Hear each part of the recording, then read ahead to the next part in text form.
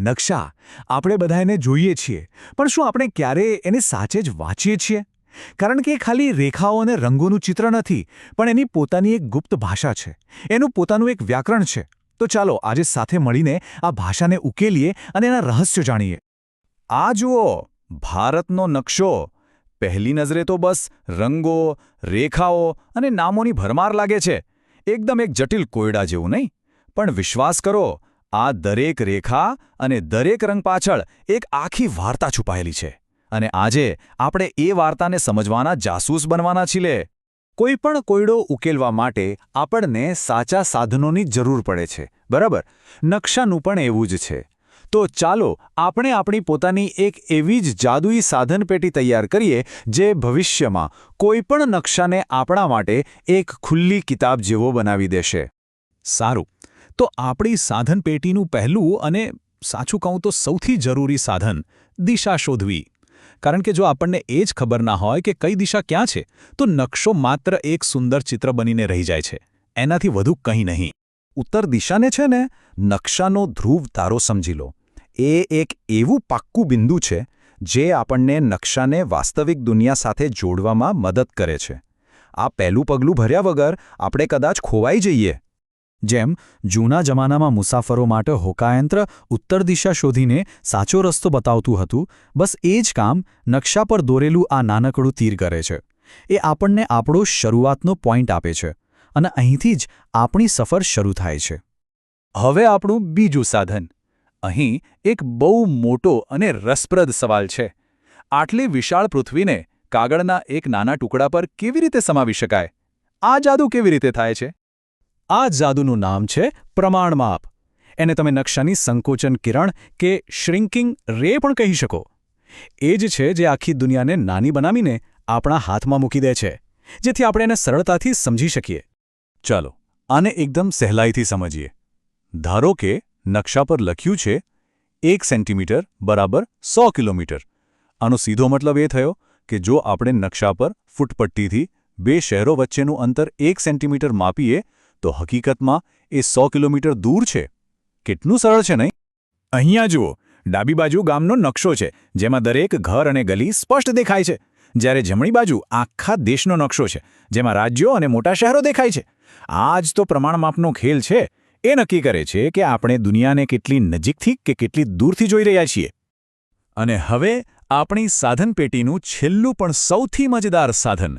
જો નકશો એક ભાષા હોય તો આ છે એના મૂળાક્ષરો, એટલે કે એના ચિહ્નો અને રંગોની સાર્વત્રિક ભાષા જે દુનિયાનો કોઈ પણ નકશો બોલે છે. આ ચિહ્નોને રૂઢ સંજ્ઞાઓ કહેવાય છે. મતલબ કે દુનિયાના કોઈ પણ ખૂણામાં જઈને નકશો જોશો તો આ ચિહ્નોનો અર્થ લગભગ સરખો જ હશે.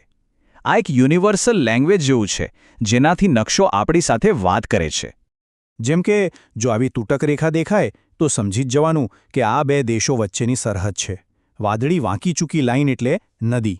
અને ક્યાંક પીઓ લખેલું દેખાય તો બસ ત્યાં પોસ્ટ ઓફિસ છે. એકદમ સરળ અને બધા માટે એક સરખું. એવી જ રીતે રંગો પણ પોતાની વાર્તા કહે છે.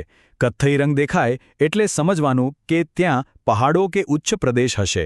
વાદળી એટલે પાણી, જેમ કે નદીઓ અને સમુદ્ર. અને લીલો રંગ એ તો સાવ સહેલું છે, એટલે વનસ્પતિ અને જંગલો. આનાથી એક જ નજરમાં આખા વિસ્તારનો ખ્યાલ આવી જાય છે. તો હવે આપણી સાધનપેટી તૈયાર છે. આપણી પાસે દિશા છે, પ્રમાણમાપ છે અને ગુપ્ત ભાષાના મૂળાક્ષરો પણ છે.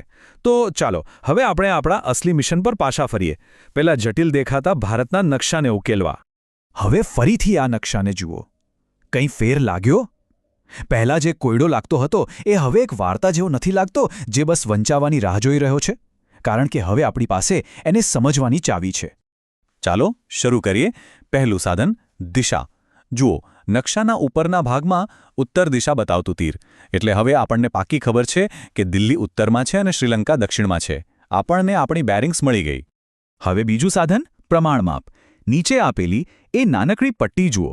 તે આપણને કહે છે કે નકશા પર દેખાતું નાનકડું અંતર પણ હકીકતમાં સેંકડો કિલોમીટરનું છે. આનાથી આપણને ખરેખર દેશ કેટલો વિશાળ છે એનો સાચો અંદાજ આવે છે. અને છેલ્લે આપણા મૂળાક્ષરો. આ ઘાટા ટપકા, આ તૂટક રેખાઓ એ ખાલી નિશાન નથી, એ આપણને દેશની રાજનૈતિક વાર્તા કહી રહ્યા છે. ક્યાં રાજધાની છે, રાજ્યોની સરહદો ક્યાં છે અને આપણા પડોશી દેશો કયા છે. આનાથી જ તો નકશો જીવંત બને છે. તો યાદ રહ્યું ને, આપણી નકશાકારની સાધનપેટીમાં 3 મુખ્ય વસ્તુઓ છે: દિશા માટેનું હોકાયંત્ર, દુનિયાને નાની કરવા માટે સંકોચન કિરણ અને નકશાને સમજવા માટે એની ગુપ્ત ભાષા. બસ આટલું આવડી ગયું એટલે દુનિયાનો કોઈ પણ નકશો આપણા માટે રમતવાત છે. પણ જતા પહેલાં એક વિચારવા જેવો સવાલ. નકશા આપણને બતાવે છે કે કઈ વસ્તુ ક્યાં છે, પણ આપણે ક્યારે એવું વિચાર્યું છે કે નકશા પર શું બતાવવું અને શું નહીં એ કોણ નક્કી કરતું હશે? કારણ કે દરેક નકશો એક વાર્તા કહે છે અને દરેક વાર્તાનો એક વાર્તાકાર હોય છે જે નક્કી કરે છે કે વાર્તામાં શું કહેવું. આ આપણને યાદ અપાવે છે કે નકશા માત્ર તથ્યો નથી પણ એક દૃષ્ટિકોણ પણ છે.